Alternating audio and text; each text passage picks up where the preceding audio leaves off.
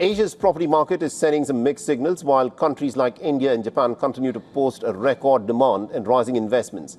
Markets such as Hong Kong and mainland China are still grappling with some weak fundamentals. But beneath these headline numbers lies a deeper story, one of widening gaps between cities, sectors and even buildings. Our next report tells you more. Asia's real estate market is no longer moving in one direction. Instead, it's becoming increasingly divided, with strong demand in some segments and persistent weakness in others. Take Hong Kong. Despite a sluggish office market overall, the city's central business district is staging a remarkable comeback.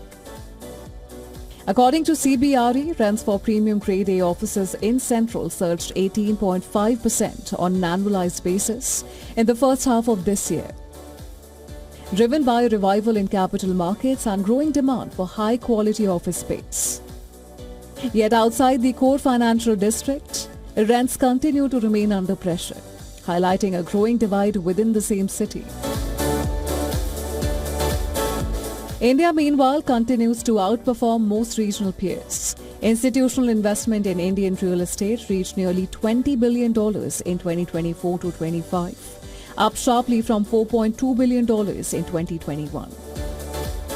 Office leasing across India's leading cities also touched an all-time high during the first half of the year, helped by the rapid expansion of global capability centers established by multinational companies. The residential market is also booming. More than 90,000 housing units were launched across India's top 7 cities in the first quarter alone, which is the highest on record. Sales of premium homes priced above 10 million rupees jumped 40% from a year earlier. But there is another side to the story. Affordable housing continues to shrink. Upper middle and luxury projects now account for 64% of all new launches, up from 45% a year ago, while affordable housing has fallen to just 18%, raising concerns over worsening housing affordability. Japan is also seeing strong momentum. Tokyo's Grade A office rents rose 5.4% in the first quarter, while vacancy rates fell to just 0.7%. Even Grade B offices performed strongly, with rents rising 3.2% and vacancies remaining low at 1.7%, supported by robust domestic demand. But that strength is creating new challenges. Limited supply and rising construction costs are now raising concerns about rental affordability in one of Asia's strongest office markets. The bigger picture is that Asia's property story is becoming increasingly fragmented.